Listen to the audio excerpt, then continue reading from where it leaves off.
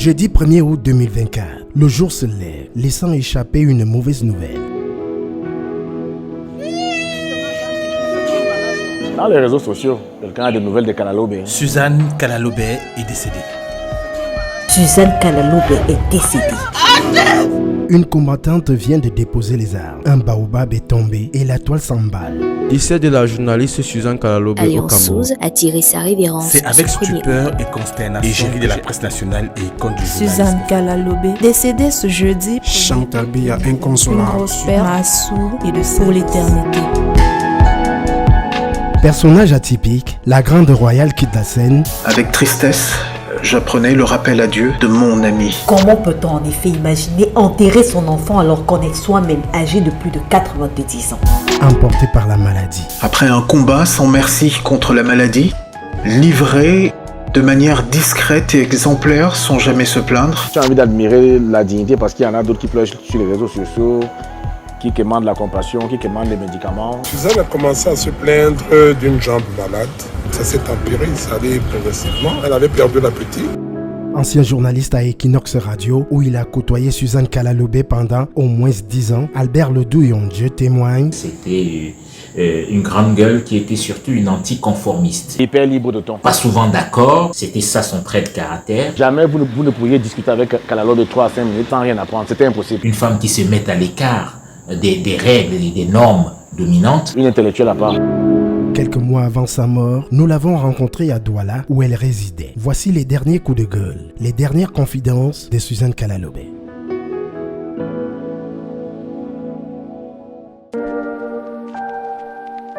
Douala, sur les berges du Vouré. Nous voici au quartier Bali où nous avons rendez-vous chez elle. Il est 10h30. Malgré la pluie qui arrose la ville, la journaliste est sur le point de quitter le 39 de la rue Berthaud. Bonjour maman. Bien maman Suzanne. Visiblement peinée à cause d'une mésaventure survenue la veille.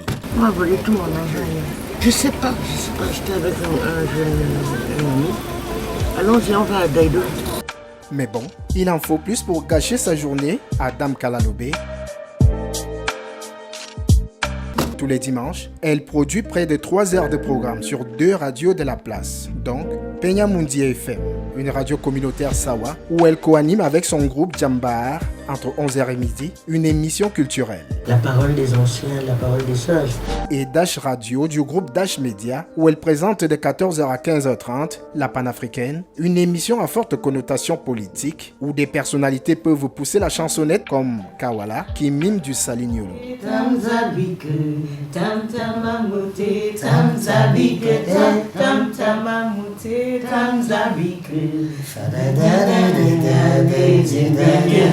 Au terme de son marathon radiophonique dominical, Suzanne Kalalobé fait escale dans ce restaurant. Je vois une dame qui arrive, qui rentre dans mon établissement et qui était là, c'était Suzanne Kalalobé. L'insoumise retrace le parcours d'une journaliste militante. Je suis Suzanne Bema Kalalobé. Ça tourne. Sa venue au monde le 16 janvier 1953, comme une prémonition, annonçait déjà les couleurs d'un trait de caractère particulier. Le 9 janvier, tout le monde m'attend. Pas de Suzanne. Le 10, pas de Suzanne. Le 11, pas de Suzanne. Le 12, bref. Et le 16 janvier 1953, à 6h du matin, j'arrive conquérante. Il paraît que je n'ai même pas poussé un cri. Fille de Iwiye Kalalobé et de Sarah Biboy Kuta, Suzanne Kalalobé parle de ses origines avec une telle fierté. Mon arrière-grand-mère était Bakoko. Ma grand-mère, Bankoul, c'est-à-dire Abor. Et le père de ma mère, Malimba. Donc la mère de ma mère, elle, c'était une princesse Douala Mangabel. Une des sœurs de Rudolf Douala Mangabel. Fonctionnaire camerounaise formée en France, sa maman s'est spécialisée à la petite enfance. C'est à elle que le Cameroun doit la création des écoles maternelles. Elle était une des instituts les plus expérimentées du continent. Elle a fait l'école normale, des institutrices en France. Après, elle est venue travailler au Cameroun. En 1975, elle fait partie des instituts qui ont fait la révolution du fameux bac de Ndam Goya. La deuxième révolution qu'elle fait, c'est créer au Cameroun ce qu'on appelle le réseau préscolaire, autrement dit, les écoles maternelles. En hommage à sa maman qui vit toujours, elle a ces mots puissants. Mais maman, tu es un totem, un baobab. Mais quand on lui demande d'adresser un message à son papa, qui serait centenaire s'il vivait encore, elle répond par cette réplique. Moi, je ne crois pas au bon Dieu. Non, je ne peux pas adresser mon père à un ciel auquel je ne crois pas. Mais je peux lui adresser, comme Birago Diop dit, que les morts ne sont pas morts. Je peux lui dire que de là où il est, je ne sais pas s'il est fier de moi, mais moi j'étais fier de lui. Suzanne Kalalobe est une grande gueule qui dit ce qu'elle pense avec un sang-froid des plus déconcertants. Tenez par exemple ce message adressé à sa sœur, partie trop tôt. Bon, Maria, tu passais ton temps à nous donner des conseils en nous ouvrant les yeux sur ce que sont les gens. Chaque fois que tu voyais quelqu'un, tu disais ça, c'est un type. Rappelle-toi ce que tu nous disais à propos de Frondi. Tu l'appelais social fasciste et tu ne voulais pas qu'on le soutienne à l'époque de l'opposition. Et moi, je te disais, mais non, il faut que l'opposition se réunisse. Tu m'as dit, non, Suzanne, ne sois pas si naïve. Eh bien, tu n'as pas eu tort. Ma foi, le SDF est dans les limbes de l'oubli aujourd'hui. Dieu, elle a des mots qu'elle vous donne. Si vous n'êtes pas les pieds sur terre, je vous jure que vous ne lui parlez plus jamais. Un trait de caractère fort, forgé par la petite Suzanne Mbema Kalalobe dans son enfance, comme l'illustre si bien ce pan d'un souvenir conflictuel d'avec ses frères. Il me disait que j'étais un garçon manqué parce que je n'aimais pas du tout mettre les hauts, les t-shirts, parce que je voyais les garçons avec le torse nu. Je n'avais pas de raison que je ne sois pas torse nu moi aussi. Donc j'avais toujours un petit corsaire, mon petit corsaire rouge, et je passais mon temps à courir. Et mon frère aîné, qui n'est qu'un dictateur, et donc il me donne un coup, boum. Moi aussi je réponds, doum doum. Troisième enfant de sa mère et cinquième de son père, de la maison de son enfance à Bali, il ne reste que des vestiges d'un souvenir inoubliable laissé par un grave incendie causé par un court-circuit de vos camarades criminels de AES Sonel ou des Néo. Ils coupent quand ils veulent, ils rétablissent comme ils veulent. Et comme la maison était en bois, tout a brûlé. Comme je ne suis pas mariée ni tout ça, je n'avais pas de maison. Mais c'est ma mère, c'est mon frère, le bâtisseur, Frédéric. C'était son premier projet d'architecte accompli. Ma mère, c'était son premier projet de maison après la mort de son mari. Et oui, c'est tout un pan de notre histoire qui est parti en fumée.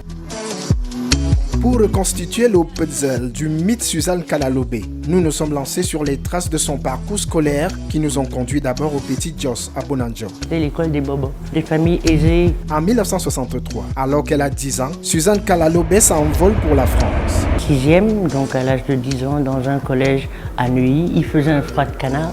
Et donc j'étais toujours au fond de la classe parce que j'avais froid. Et les enseignants pensaient que j'étais un cancre. Bon, il s'est avéré que je faisais partie des meilleurs élèves.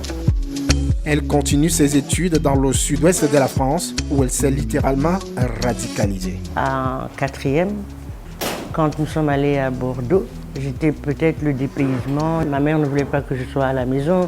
J'étais la seule qui était à l'internat. Bon, ça m'a pas fait du bien, ça m'a radicalisée. Suzanne Kalalobe va survoler avec brio ses études supérieures. J'ai mon bac en 71, j'ai soutenu un doctorat extrêmement compliqué en linguistique à l'université de Paris 3. C'était l'analyse comparée entre le Wolof et le Douala. En 1989, elle obtient un DEA en management culturel précédé d'un MBA. Mon DEA portait sur les grandeurs et dissidences au sein d'un parti politique, le cas de l'UPC. Et ça, c'est à Bordeaux, à l'Institut de sciences politiques. Mais avant, je fais un MBA qui va porter sur l'étude des industries culturelles en Afrique, le cas du Nigeria, du Congo et du Cameroun. Le 7 octobre 1991, un malheur vient bouleverser sa vie. C'est le décès à Colombes en Île-de-France de Iwiye Kalalobe, son père cofondateur de la maison d'édition et revue culturelle du monde noir appelée Présence africaine. La mort de son géniteur vient alors sonner le glas de sa relation avec la France. Je me suis dit, je fous quoi là-bas? Il est mort, c'est mon père, ma mère est au Cameroun. Je suis parti avec le corps. On est parti le 12 octobre 1991. Suzanne Kalalobe décrit avec ces mots son voyage et retour au pays natal. On est parti dans un avion, nous tous les frères et sœurs. On était habillés en noir. Et donc les passagers ont cru que nous étions un groupe sud-africain parce que j'ai une sœur qui est complètement folle. Elle s'appelle Marlène. Et elle n'arrêtait pas de chanter des chansons de Myriam Makeba. Elle chante faux comme un Polonais. Malaika, nakupenda malaika, napulande longo mona duala. Batu bende yoyemba o bébé namba. Les gens se moquent de moi, mais nakupenda malaika. Voilà comment je débarque donc au Cameroun 38 ans après l'avoir quitté. Suzanne Kalalobé s'engouffre dans le champ politique. Elle rejoint l'Union des populations du Cameroun, UPC. En 1998, elle est chassée du parti du crabe. On me chasse parce que j'ai fait deux papiers. D'abord un papier sur les élections législatives que mes camarades ont trouvé trop mou, trop conciliant. Et un papier sur l'état de l'UPC de l'époque où je montre les 3 visages de l'UPC. Et mes camarades estiment que je contribue à la dévalorisation de ce parti. Bon, est-ce qu'elle est capable de militer vraiment? J'en doute. Elle ne vit que de polémique. Or, souvent dans ces formations-là, on a besoin d'un peu plus de sérénité. Donc, c'est un trait de caractère qui fait qu'elle ne peut pas rester stable. Alors, membre de quel parti politique aujourd'hui? Du parti des indisciplinés. J'aime l'expression du parti des sans caleçons, du parti du combat, je suis du parti d'espoir. Je suis du parti de ceux qui croient au Cameroun et qui pensent que ce pays a un potentiel énorme. Je suis du parti des révolutionnaires et des progressistes qui considèrent que le continent africain est notre demain, notre avenir. Suzanne Kalalobé choque par ses prises de position. On l'aime ou on l'aime pas. Intolérante. Pas du tout facile à vivre. Parfois un peu trop cru. Toujours en train d'interrompre. Ils sont trop pleins d'intelligence. Vous savez rien, c'est moi qui connais tout. Elle a du mal à écouter les autres. Vous êtes tous minables. Vivre avec elle, il faut avoir le cœur bien accroché. Elle est cultivée, super intelligente. Facilité d'élocution hors norme. Et je crois qu'elle a bluffé beaucoup de gens avec ça. Parce que tout l'essentiel chez elle est dans la façon de dire les choses. Et comme je crois qu'elle a bénéficié aussi du fait qu'elle a passé beaucoup de temps en France. Et donc, elle a eu cette facilité de parler comme les Français. Et les gens adorent ça.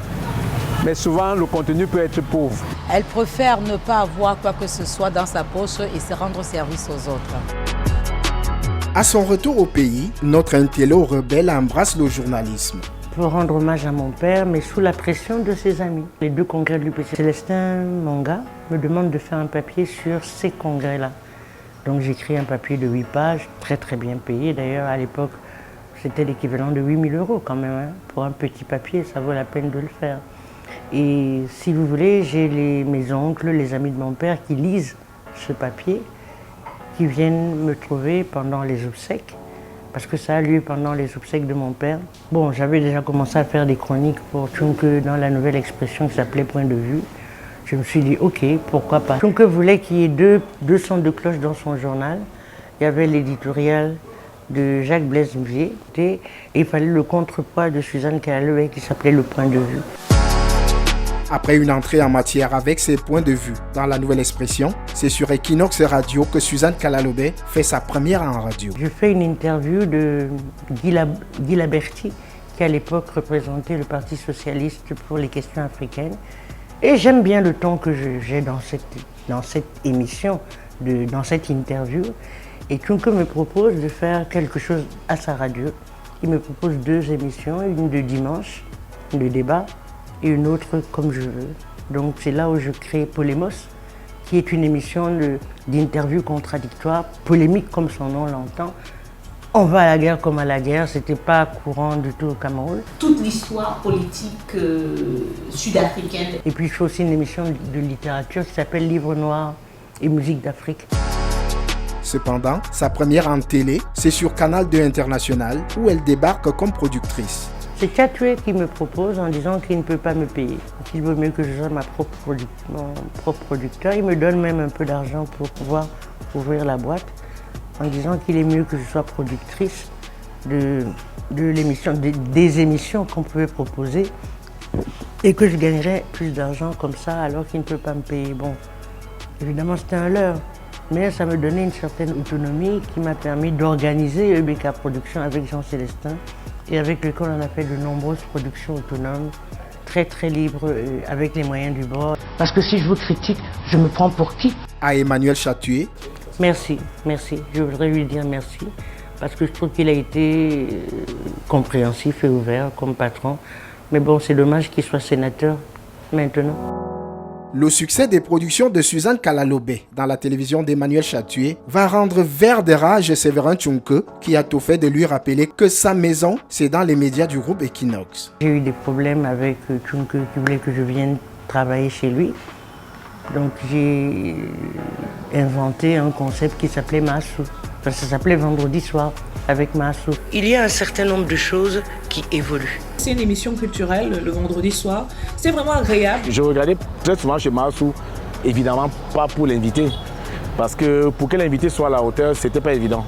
Il fallait être un Camerounais assez avisé et un Camerounais spécial parce que elle, Suzanne Kalalobé, c'est une Camerounaise spéciale. Qu'il y ait un questionnement sur l'avenir du Cameroun. Je la rencontre à Equinox dans mes débuts, toute jeune journaliste. Je fais la connaissance de quelqu'un qui a une personnalité forte. Qu'il y a un certain nombre de choses. Pendant que je faisais ma société à droit de réponse, et à droit de réponse, on m'a proposé un autre défi. Et le défi, c'était que bon, la presse, les journalistes passent leur temps à critiquer tout le monde. Il faut bien que quelqu'un les critique. C'est pour ça qu'on appelait l'émission droit de réponse. Et moi, mon travail, c'était un travail de chroniqueur au sens où je devais critiquer la façon dont la presse privée, surtout, traitait l'information. Parce que les chantiers dans lesquels on est ne vont pas être réalisés demain. Suzanne, c'est un style bien à elle. Les effets de l'ensemble de ces chantiers. L'émission Droit de réponse, une boîte de Pandore qui va exploser dans les mains de Suzanne Kalalobé. Ça m'a valu toutes les flèches. Je ne savais pas que c'était le début de ma fin à Equinox. Et ça a été le début de ma fin. C'est ainsi que l'acte de mariage entre Séverin Tchunke et Suzanne Kalalobé se fend en deux. C'est la déchirure, la cassure. Parce qu'on a estimé que j'étais trop, comment on appelle ça, virulente et trop alignée, quoi. Les raisons de son éviction d'Equinox Télévision sont claires. Mon ton trop libre et trop critique avec l'opposition et la presse privée ne leur plaisait plus. Et à l'époque, il y avait la naissance d'un tribalisme sournois. Par exemple, on disait que Puis Ndiaye, c'était le deuxième Oumyobé. Enfin, on travestissait l'histoire, j'étais pas d'accord et je le disais. Donc, bon, il y a une coalition Bamileke qui a commencé à dire qu'on ne peut pas laisser une quoi venir parler comme ça dans notre télé, dans notre radio. On ne peut pas la laisser s'habiller comme ça. C'est quoi, patati, ça a commencé comme ça. Au début, c'était marginal et Tchunke a très très bien résisté. Mais après, il n'a pas pu. Il a subi trop de pression et il m'a dit « Allez hop ». Pour ce qui est de son salaire dans ce groupe de médias, elle n'en a pas fait mystère. Tchunke m'a proposé 150 000. Je venais d'arriver de Bain. J'avais encore le chômage, qui n'était pas petit. Et je lui ai dit ok, pour 150 000 à une seule condition, je vis ma vie. C'est-à-dire que si j'ai un contrat du PNUD, de l'UNESCO, de n'importe qui, je pars comme je veux. Tu ne m'emmerdes pas parce que les 150 000, ça ne peut pas faire ma vie. Et il a joué le jeu. Pendant des années, il a accepté le contrat. Sauf que bon, il faisait croire que mes missions du PNUD étaient les missions que la Nouvelle Expression me confiait et que c'est lui qui m'envoyait dans les pays du monde dans lesquels j'ai été. Mais je ne me suis jamais battue syndicalement pour l'augmentation de mon salaire, mais pour l'augmentation du salaire des autres. S'en sortait-elle financièrement? Oui. Pas avec mon salaire, mais avec tous les adjuvants. J'ai escroqué les Blancs pendant longtemps, en touchant tranquillement mon chômage. Et il n'était pas petit, c'était pas mal d'euros et je me suis dit, il n'y a pas de raison. Ils m'ont convoqué plusieurs fois pour que je vienne rembourser leur argent, je ne suis jamais partie. Bon, s'ils voient l'émission, de toute façon, ils ne peuvent pas m'arrêter. Suzanne Kalalobé a continué à écrire à la Nouvelle Expression. Après 10 mois sans salaire, elle décide de ranger sa plume. Je trouvais que c'était un peu abusé. Il disait que non, les affaires ne marchaient pas. Donc les affaires étaient très très difficiles pour lui sans doute. Mais on a supporté 10 mois, je me suis dit bon, ça va. C'est une très forte tête qui ne se laisse pas marcher dessus. Elle a la chance, depuis très longtemps, d'avoir pas eu faim. Du groupe Equinox, son pire souvenir, c'est quand on a traité Manu Dibango de voleur, quand il était à la CMC, et que c'est le journal dans lequel je travaillais qui avait eu l'exclusivité de l'interview de Sam Bende. Et j'ai pas aimé. Et le meilleur? Hollande était candidat en France. Il y avait 7 candidats et j'ai eu les 7 candidats en interview. À l'endroit de Séverin Tchunke, elle a ses mots directs mais sincères. C'était une belle odyssée, une belle expérience, parce que quand on a commencé, nous étions tous des combattants, mais que pour une raison ou pour une autre, il s'est embourgeoisé. Il a oublié ceux avec lesquels il a travaillé et il n'a plus pensé à partager les fruits de la croissance. C'est ce que je peux lui dire. En 2003, la communication d'entreprise tend les bras à Massou. Elle est nommée à Hygiène et Salubrité du Cameroun. Je monte à la direction générale de la communication d'ISACAM. Jusqu'à sa mise à la retraite en décembre 2022, elle gagnait 525 000. Suzanne Kalalobé va passer chez le gendarme des médias nationaux par le biais d'un décret présidentiel qui la nomme le 23 janvier 2013, membre du CNC, le Conseil national de la communication. Et j'ai pas vu ça comme une récompense. J'ai pas été ni étonnée, ni déçue, ni stupéfaite, ni époustouflée. Son vœu pied au CNC, c'était d'essayer de redorer le blason au sein de notre métier et de donner aux gens le sens de l'éthique et de la déontologie, et aussi de savoir qu'en tant que journaliste, on n'est pas intouchable. Elle a soutenu des choses qu'on n'aurait jamais pu penser qu'elle pourrait soutenir. Mission accomplie? Ce n'est pas mission accomplie, puisqu'on a tous les scandales que vous connaissez dans la presse. On a de plus en plus de dérives, on a de plus en plus de médias dont on n'a aucun contrôle. Tout le monde est journaliste, tout le monde est producteur. Après un mandat renouvelé 3 fois, Suzanne Kalalobé a un avis tranché sur ses 7 ans passés au CNC. C'était extrêmement houleux au début parce qu'on ne s'entendait pas. J'étais dans leur opposition, ils étaient dans la mienne. Elle s'était constituée comme l'avocate des différents présidents que nous avons eus. Et eux, ils étaient contre les dirigeants. Le truc qui m'ennuyait le plus, c'était l'obligation d'aller présenter les vœux au chef de l'État parce qu'il fallait rester stationné, aller le saluer. C'est très obséquieux. Donc chaque fois que j'ai pu l'éviter, j'ai évité ça. J'ai découvert une femme au très très grand cœur. Vous allez seulement me tuer. Plusieurs fois épinglé et l'un des meilleurs clients du CNC en son époque, l'animateur de l'émission Embouteillage, Martinez Zogo, avait été assassiné. Si je dis comment on fait son lit, on se couche, on va croire que je suis d'accord avec le fait qu'on l'assassine. Non, c'est pas normal qu'il ait été assassiné. Vous n'avez qu'une seule chose à faire, c'est de finir avec moi. C'est pas normal. Et c'est complexe comme affaire parce qu'il y a beaucoup de... Je pense qu'il y a beaucoup de courants qui s'affrontent dans cette histoire.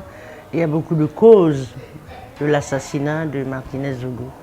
Beaucoup d'enchevêtrements dans les coulisses, sans compter qu'on a affaire à une presse à gages où chacun donne soi-disant ses sources. Et ça circule sur le net, ça devient l'opinion du net.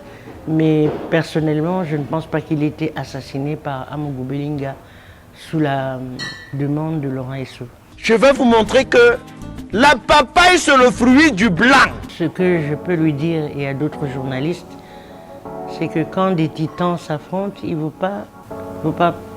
faut pas mettre son doigt dans la bouche de l'alligator. Sinon, c'est votre doigt qui sera croqué et mangé. On laisse faire, on regarde, parce que tout le monde a peur. Sans langue de bois, voici ce qu'elle pense de 2 de ses collègues au CNC. Jean-Bruno Tagne. Je l'ai trouvé un peu agité, mais c'est une bonne personne. Christophe Bobiokono. Oh là là là là là, lui c'est un insecte. C'est un moucheron. Très teigneux, très teigneux.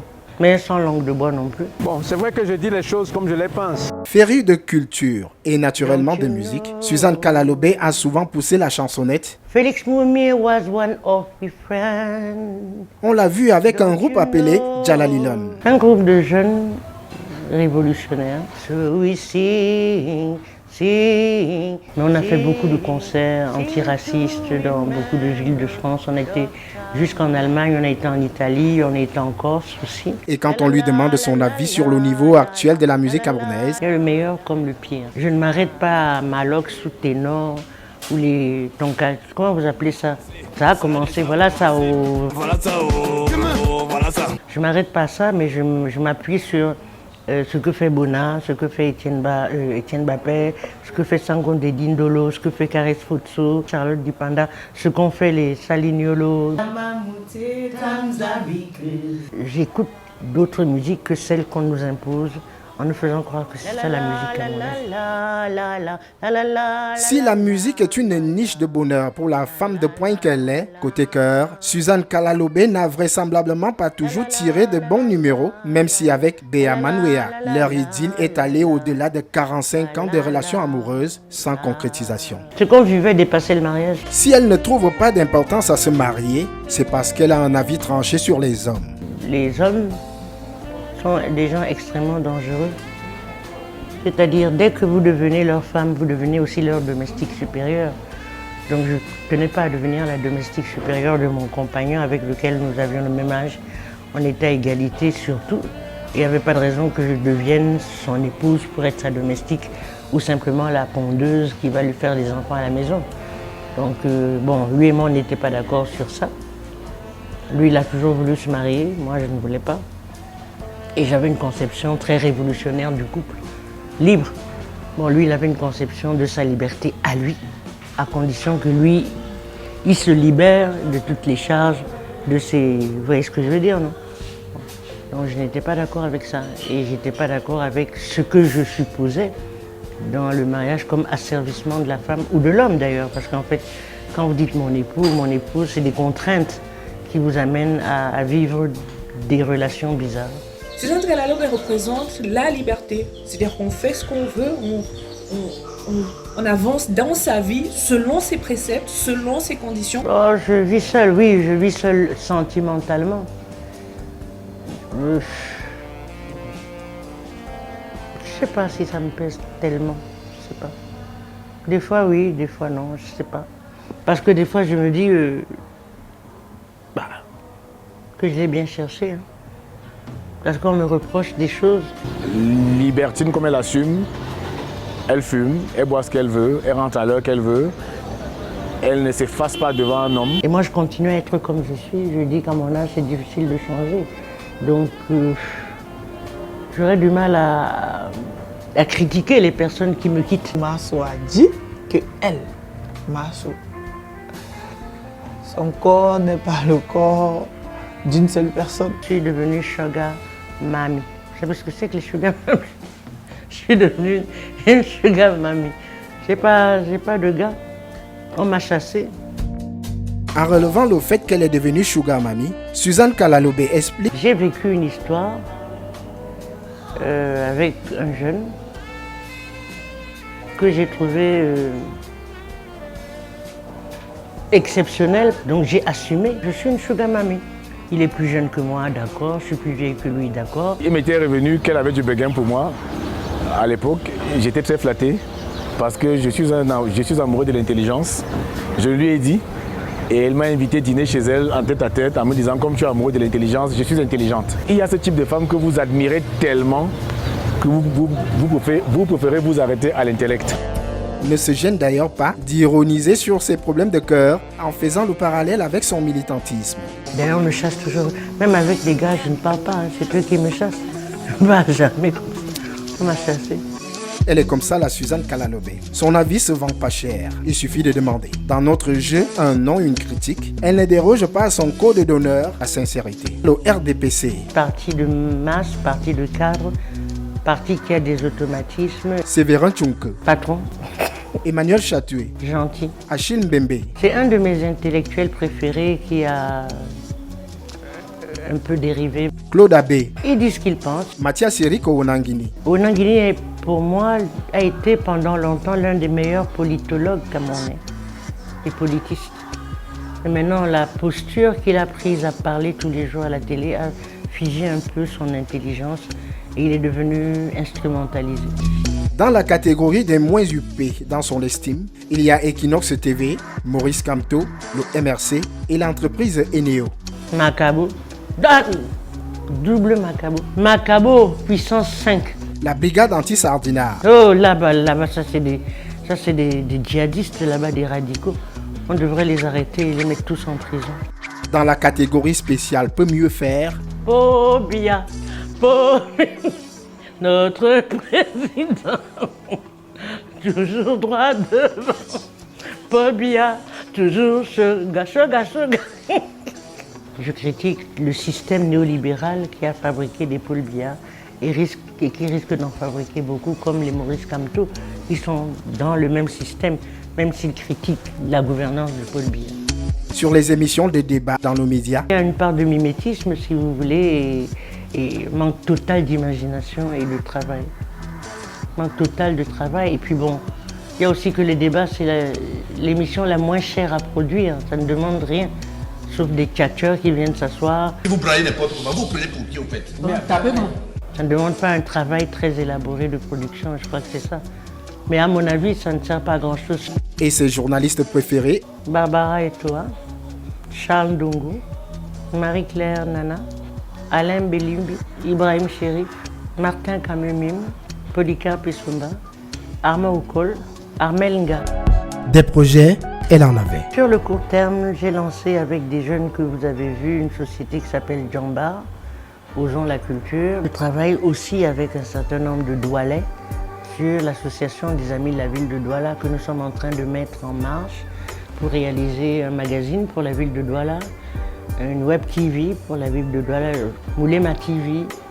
Le magazine s'appelle Citizen. Sur le moyen terme, c'est finalement enfin écrire mes 2 livres, les fameuses chroniques du Manguier et Grandeur et Dissidence au sein d'un parti politique, l'UPC. En compagnie de l'équipe de Djamba. Sur le long terme, c'est partir au Japon, me la couler doucement.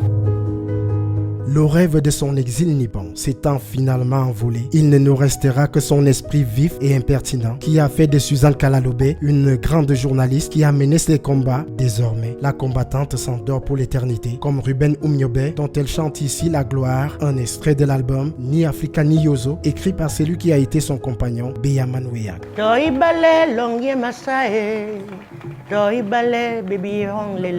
Suzanne, tu as été une grande femme. Une fierté d'avoir travaillé avec une personne aussi débordante d'idées, d'énergie. Tu as laissé des traces indélébiles sur cette terre. Je t'aime très fort. Merci pour ce moment. Repose en paix.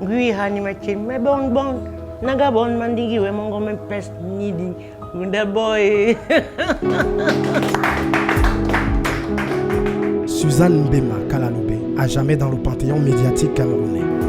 Ça ne tourne plus.